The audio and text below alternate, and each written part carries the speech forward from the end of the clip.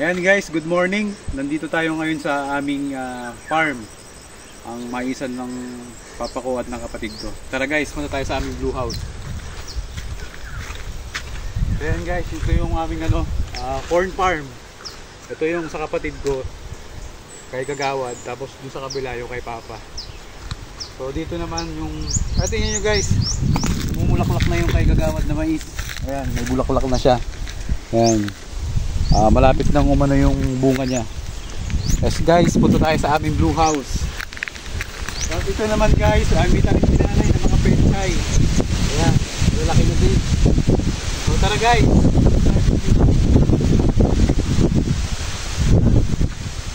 Tapos dito guys, may mga balinghoy.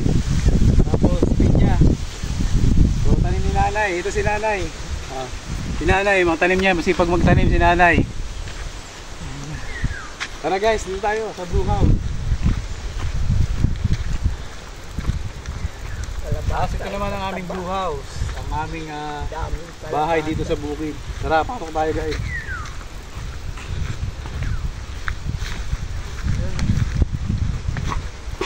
Ayan guys, napaka dito. Nakaka-relax dito. Malakas yung hangin, malamig. Tapos ganyan yung makikita nyo guys. Green na green. Ayan, puro mais. Tapos makikita nyo dito yung bundok. Ayan guys, makikita nyo yung bundok dito. Yan yung coral bato. Tapos dun, nandun yung aming patubig sa baba. So meron siyang motor. Ayan guys, pasok tayo dito sa aming motor. So ito yung balko namin dito. Yung aming pahingahan. Ayan. So gawa siya sa kawayan. Tapos dito naman, pagpasok mo dito guys, ayan yung dito kami, ayan yung aming parang tambayan. Tapos may duyan dito si Buster D. Tapos dito yung lamesa namin guys. Dito kami nakain. Tapos ang ilaw namin dito ito, solar. Yan. So wala kuryente dito. So ito yung aming kusina. Ayan guys, napakalaki ng kusina namin dito. Tapos syempre dito yung lababo. Tapos dito yung CR namin. Yan. So maganda yung CR dito. Dito naman tayo sa baba ng blue house. Tignan natin yung mga alaga namin hayop. Tara guys. So meron din kami dito puno ng papaya. Ayan, daming bunga.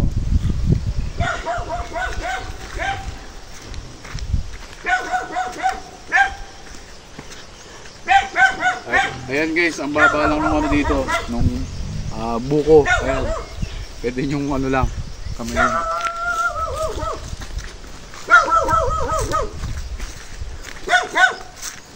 Tapos ayan guys, may mga alaga kaming manok sa kapato. Ayan. So nangingitlog na yan.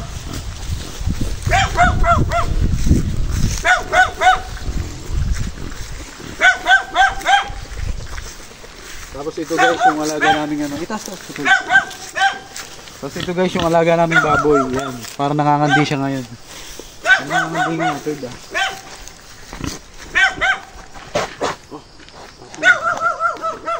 parang nakangandi nga.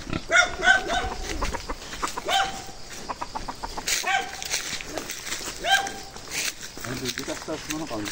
So ito yung luma namin kubo dito. So dito kami dati natuloy. Tapos ito yung alaga namin mga manok. Ayan, ang gaganda pato.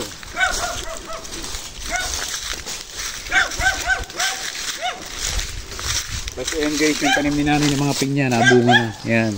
Ayan, pakita mo. Ayan. Ito naman. So ito yung langka guys. Ayan, daming bunga. So, ito yung lalaking langka. Malaki yung pag hinog.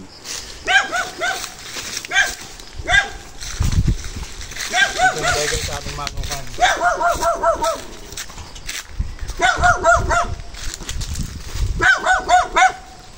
So ito guys, yung dati kong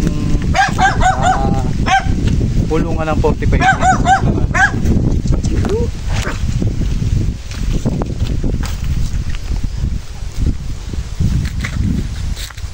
Guys, ito yung dati kong kulungan ng 45 days. So ngayon ang nakakulong sa kanya ay native na. Ayan. Yung mga sisiw. Kasi kinakain ng uwak yung mga sisiw, kaya nilagay dito ni Papa. So So meron din tong ilaw na solar, ayan. So yun yung dati ko lang ilaw sa 45 days. So yan, magaganda na yung mga sisiw. Ay, wala namang namamatay. So dito na yung parang ano, palakihan ng sisiw. Nasira na pala dun.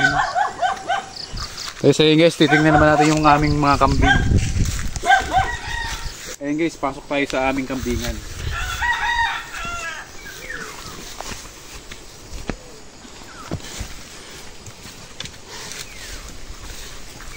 So ito yung bahay ng aming mga kambing.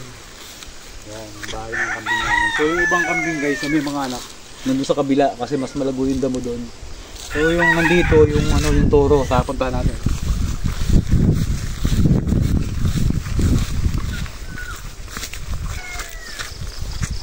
So yan guys, yung torong kambing. Ayan. So yung mga inahing kambing nandun sa kabila. Kasi mas malago yung damo doon. So hindi na natin pupuntahan kasi malayo. Ayan guys, mag-harvest kami ng ano, guyabano. Ayan, papakit ko kay Kuya Terdy. Ayan, nakakit na si Boss Terdy. Dandaan ka, baka maano ka na rin ano. Oh. Huwag mong ibabagsak ka, abot mo sa akin. Hinog na, ang laki oh.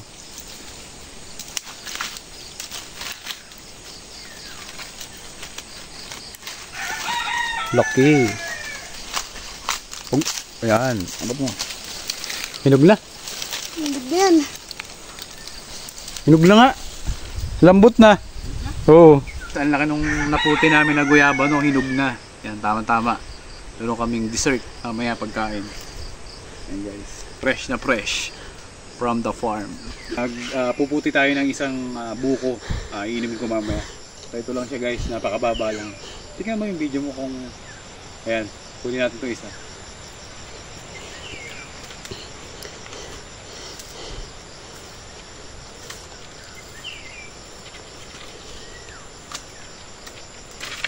Ayan guys, buko, fresh from the farm. So dito guys, marami nang nabunga na nyug.